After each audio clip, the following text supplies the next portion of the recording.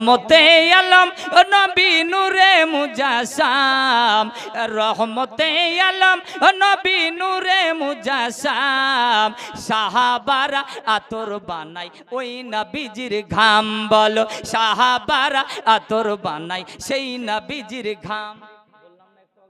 গজল এত বলবো ভাই, আমি বলতে বলতে আপনারাই হয়তো এলে যাবেন, বলি এত গজল বলছে রে মৌলভী সাহেব, কিন্তু আমাকে নিষেধ আছে কথা বলা। গজল যত বলি তত আপনার এই যে লাঞ্চ বডিতে খুব টান লাগে, ডাক্তাররা 1 মাসের জন্য কথা বলায় নিষেধ, তবু আমি কিন্তু স্টেজে উঠে বলে কিন্তু আমার আসতে হয় না বাপ, অনেক চেষ্টা করে হয় না। যার যেটা আপনার অভ্যাস ট্যালিং হয়ে যায়। তাহলে আরেকবার বলি, এ রহমতে আলম নবী নূরে মুজাসাম, এ রহমতে আলম নবী নূরে মুজাসাম, সাহাবারা আতর বানাই সেই নবীজির ঘাম। বলো সাহাবারা আতর বানাই ওই নবীজির ঘাম। চিনো মানো জানো কেমন আমার নবীজি, যাহার পাগল চন্দ্র সূর্য তারকারাজি। হবে না? আর চিনো মানো জানো কেমন আমার নবীজি, যাহার পাগল চন্দ্র সূর্য তারকারাজি।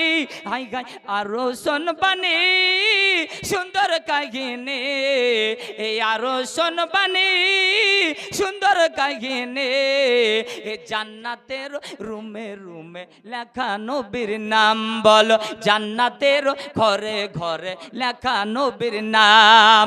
রহমতে আলম নবী নূরে মুজাসাম, রহমতে আলম নবী নূরে মুজাসাম, সাহাবারা আতর বানাই ওই নবীজির ঘাম।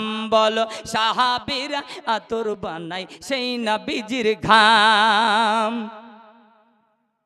উস্তুনে হান্নানা একটি খেজুর গাছের নাম, যাকে ধরে খুতবা দিতেন রাসূল আকরাম।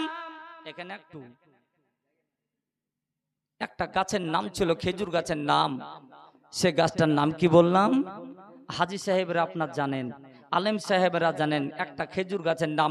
যে গাছটাতে এই পিঠ মুবারক লাগিয়ে রাসূল আমার এইভাবে খুতবা তেলাওয়াত করতেন, আর গাছটা কিন্তু আপনার খুব আনন্দ পেত। কেন জানেন? যে দয়াল নবী আমার হিনানা দিয়ে টিক লাগিয়ে রাসূল আমার খুতবা তেলাওয়াত করেন, আমি গাছ হয়ে তিনার সম্মান করতে পারছি, খিদমতে পেয়েছি। তাই ওই গাছটাকে আপনার নাম হলো উস্তুনা হান্নানা। গাছটাকে মসজিদ নির্মাণ করার জন্য ওই গাছটাকে বাবা কেটে দেওয়া হয়েছিল। কেটে দেওয়ার পরে পার্শ্বে বডিটাকে ফেলে রাখা হয়েছিল, শুকিয়ে গিয়েছিল। একদিন সাহাবীদেরকে নিয়ে আপনার আমার নবী, বিশ্ব নবী আমার ওই যেন মসজিদে গেলেন, তো দেখা গেল রাসূলকে দেখার পরে ওই গাছটা যেন মানুষের বাচ্চার মতো, বাচ্চা সুদ ধরে যেন কান্না করতেছে। আহারে, গাছটা কাঁদছে, আর রাসূল পাক আমার নিজের কানে শুনতে পাচ্ছেন। সাহাবীদেরকে বলছেন, হাবিব আমার বলছেন, বলে ওগো সাহাবী, দেখো তো কোন মানুষের বাচ্চা মনে হচ্ছে কাঁদতেছে। সাহাবী গুণরা এদিকে 4 জন, ওইদিকে 4 জন, ওইদিকে 2 জন খোঁজাখুঁজি করছেন। খুঁজে খুঁজে সাহাবীরা হয়রান যে খেজুর গাছটার ওপর দিয়ে কতবার লাথি মেরে পা দিয়ে ডেঙিয়ে তারা খোঁজাখুঁজি করছে, কিন্তু বুঝতে পাচ্ছেন না।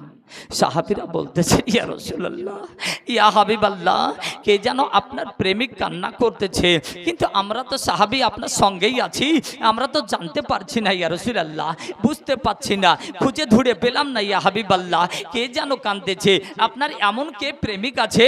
রাসূল আমার বললেন, সাহাবী গো, তোমরা কিন্তু বুঝতে পারছো না, আর আমি দয়ালু নবী আমার নিজের কানে শুনতে পাচ্ছি, কে যেন আমার প্রেমিক কান্না করতেছে, কে যেন আমার দেওয়ানা কান্না করতেছে।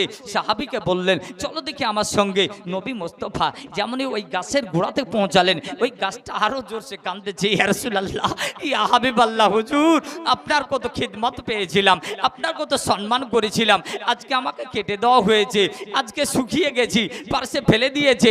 ইয়া রাসূলুল্লাহ, একটু খিদমতের সহযোগিতার আপনি একটু খিদমত করার জন্য আমাকে একটু ব্যবস্থা করে দিন। ইয়া রাসূলুল্লাহ, নবী আমার বলতেছেন, পয়গম্বরে আজম বলতেছেন, আকা মাওলা বলতেছেন, ও দয়ালু নবী, শ্রেষ্ঠ নবী বলছেন, ও সাহাবী তোমরা এই গাছটাকে একটু মাটি খুঁড়ে গেড়ে দাও, দেখো এই গাছটা জিন্দা হয়ে যাবে। বলুন সুবহানাল্লাহ।